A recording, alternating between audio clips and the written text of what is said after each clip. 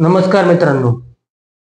अत्याचार प्रतिबंधक कायदा आणि सायबर बुलिंग किंवा सायबर धमकी हे जर तुम्हाला समजून घ्यायचं असेल तर मी तुमचा मित्र ॲडव्होकेट मनीष रणशूर, बिझनेस आणि लीगल कोच, तुमचं या प्लॅन इंडिया लीगलच्या यूट्यूब चॅनलमध्ये मी हार्दिक सहर्ष स्वागत करतो. मित्रांनो, आता आपण बघतो की ऑनलाईनचा जमाना आहे आणि ऑनलाईनच्या जमान्यामध्ये काय होतं की आता जे सोशल मीडिया आहे, सोशल मीडियाच्या माध्यमातून किंवा इतर जे ऑनलाईन प्लॅटफॉर्म आहे त्याच्या माध्यमातून एक वेगळ्या प्रकारचा अत्याचार केला जातो. त्या अत्याचाराला सायबर बुलिंग असं म्हटलं जातं. आता हा सायबर बुलिंगचा महत्वाचा असं आहे की सायबर बुलिंग ही एक आधुनिक प्रकारची हिंसा आहे आणि अनुसूचित जाती जमातीच्या लोकांवर ऑनलाईनच्या माध्यमातून धमक्या देणे, अपमान करणे किंवा त्यांच्या विरुद्ध द्वेषपूर्ण संदेश पसरवणे यास अत्याचार कायद्यानुसार संरक्षण दिलेले आहे. मित्रांनो, आता आपण बघतो की बरेच लोक सोशल मीडियावर व्यक्त होत असतात. एखादा व्यक्ती आपल्या भावना मांडत असतो तर त्याच्या खाली लोक त्याला विशिष्ट प्रकारचे कमेंट करून, जातीवाचक शिवीगाळ करून, त्याला धमक्या देऊन अशा अनेक प्रकारचे गुन्हे ऑनलाईन पद्धतीने करत असतात. तर आपण मित्रांनो, सायबर बुलिंग म्हणजे काय ही याची पहिली व्याख्या समजून घेऊ, नंतर आपण याच्या पुढे या विषयावर अधिक चर्चा करणार आहोत. सायबर बुलिंग म्हणजे सोशल मीडिया, त्याच्यामध्ये ईमेल, मेसेजिंग ॲप किंवा इतर ऑनलाईन प्लॅटफॉर्मच्या माध्यमातून कोणालाही त्रास देणे, अपमान करणे, धमकी देणे, अनुसूचित जाती जमातींच्या लोकांविरुद्ध जातीय द्वेष पसरवणे, त्यांचा ऑनलाईन अपमान करणे अशा प्रकारच्या कृत्यांना सायबर बुलिंग किंवा ऑनलाईन अत्याचार असे म्हटले जाते.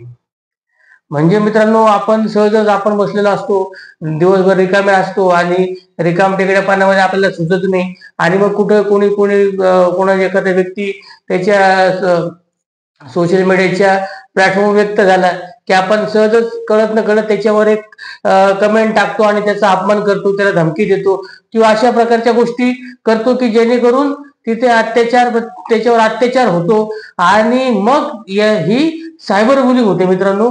आणि सायबर बुलिंगला कायद्यामध्ये कडक असं शासन याच्यामधून करण्याची व्यवस्था केलेली आहे. तर मित्रांनो, याच्यामध्ये असं आहे की SC/ST ऍक्ट जो आहे आपला ॲट्रॉसिटी ऍक्ट, त्याच्यामध्ये ह्या संबंधी काही तरतुदी केलेल्या आहेत. तर त्या आपण तरतुदी थोडक्यात बघणार आहोत. त्याच्यामध्ये कसं आहे की ऑनलाईन माध्यमातून घडणारे जे अत्याचार आहेत, ऑनलाईन अत्याचार आपण त्यांना म्हटलो की अपमान करणे, धमकी देणे, हे अत्याचार आहे. यांना मित्रांनो कलम 3(1)R आणि कलम 3(1)S ह्या तरतुदीनुसार त्यांच्यावर गुन्हा दाखल केला जाऊ शकतो.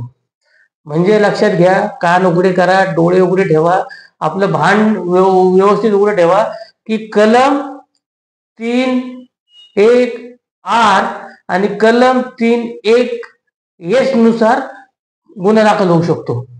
ठीक आहे. तर म्हणजे हा काय एवढा पोरखेळ नाहीये, हा काय असं उठला नाही. आता बऱ्याच लोकांना असं वाटतं की सोशल मीडिया आहे, आपल्याला कुठे सापडणार. काही लोक फेक अकाउंट काढतात आणि फेक अकाउंट काढून मग ते अत्याचार करण्याचा प्रयत्न करतात किंवा मुलींच्या नावाने अकाउंट काढतात.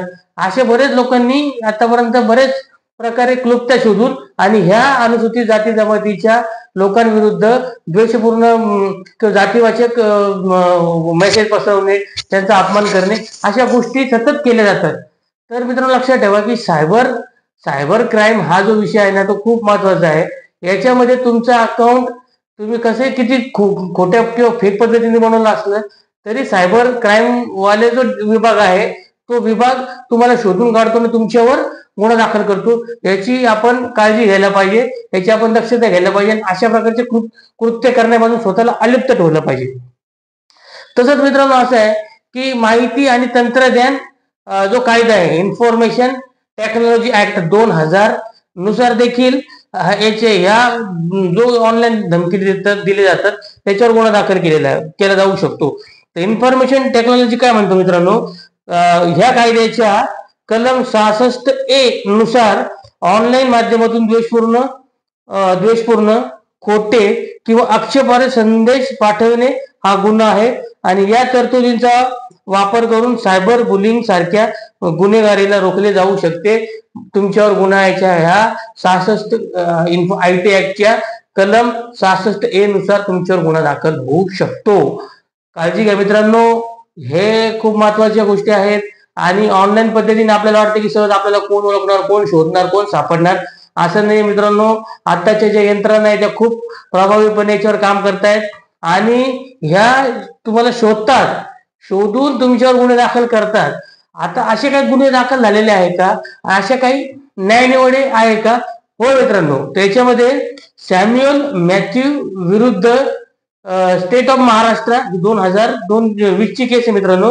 ह्या प्रकरणामध्ये काय झालं होतं की जो सॅम्युअल मॅथ्यू आहे यांनी सोशल मीडियावर अनुसूचित जातींच्या व्यक्तीविरोधात आक्षेपार्ह पोस्ट केल्या होत्या. आता जेव्हा आक्षेपार्ह पोस्ट केल्या गेल्या तेव्हा ज्या व्यक्तीच्या विरोधात पोस्ट केल्या त्यांनी त्या व्यक्ती विरोधात गुन्हा दाखल केला आणि न्यायालयाने अत्याचार प्रतिबंधक कायदा म्हणजे तुमच्या ऍट्रॉसिटी ऍक्टच्या कलम 3(1)R आणि IT ऍक्टच्या कलम 66A नुसार त्या व्यक्तीला दोषी ठरवलं आणि त्याला कठोर शिक्षा दिली मित्रांनो. दुसरं असंच प्रकरण झालं मित्रांनो, ते म्हणजे रामदास पाटील वरती स्टेट ऑफ महाराष्ट्र 2021 ची केस आहे मित्रांनो. अनुसूचित जातीच्या व्यक्तीविरुद्ध ऑनलाईन अपमान केला होता रामदास पाटील यांनी 2021 साली. त्यांना देखील शोधून काढलं होतं मित्रांनो. त्यांच्यावर देखील कठोर आणि कडक कारवाई न्यायालयाच्या माध्यमातून करण्यात आली होती. लक्षात घ्या मित्रांनो, हे एवढं सोपं प्रकरण नाही की आपण सहज कमेंट केला आणि कमेंट करून आपण याच्यावर अलिप्त झाला, असं होऊ शकत नाही. जर तुम्ही ही चूक केली तुमच्यावर गुन्हा दाखल होणार. सायबर बुलिंग विरोधात काय कायद्याच्या तरतुदी केलेल्या आहेत ते आपण थोडक्यात बघणार आहोत. तर मित्रांनो, ही जे असं जर तुमच्यावर कोणी ऑनलाईन पद्धतीनं तुमचा अपमान करत असेल, तुम्हाला धमक्या देत असेल, काय जाती विषयक तुमच्यावर टिप्पणी करत असेल किंवा जातीय द्वेष पसरवणारे मेसेजेस करत असेल तर मित्रांनो तुम्ही नजीकच्या पोलीस स्टेशनला जाऊ शकता. एक नंबर. दुसरं मित्रांनो, तुम्ही सायबर सेल जो आहे सायबर सेलला जाऊन देखील तुम्ही याची तक्रार करू शकता.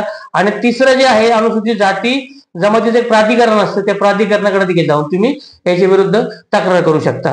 मित्रांनो, याच्यामध्ये काय आहे की कायदेशीर कारवाई याच्यामध्ये 2 प्रकारे होऊ शकते. तुम्हाला आधी सांगितलं याच्यामध्ये SC/ST ऍक्ट नुसार कलम 3(1)R आणि कलम 3(1)S नुसार तुमच्यावर कारवाई होऊ शकते. आणि IT ऍक्ट 2000 नुसार 66A नुसार तुमच्यावर गुन्हा दाखल होऊ शकतो. तर हा गुन्हा दाखल तुम्ही त्यानुसार करू शकता. आणि तिसरं मित्रांनो काय, तुम्हाला माहिती असेल, मी ऑलरेडी याच्यावर बरेच बोललो की विशेष न्यायालय असतात.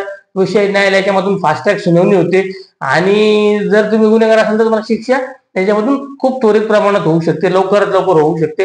याची तुम्ही काळजी घेतली पाहिजे मित्रांनो. सायबर बुलिंग विरोधात मित्रांनो मी नेहमी सांगत आलोय, माझ्या सगळ्या आतापर्यंत व्हिडिओमध्ये मी एक सांगत आलोय की हे जे काही गुन्हे आहेत, आता सायबर बुलिंग म्हणजे सायबरची धमकी आहे, याचे देखील जनजागृती करणं मित्रांनो गरजेचे.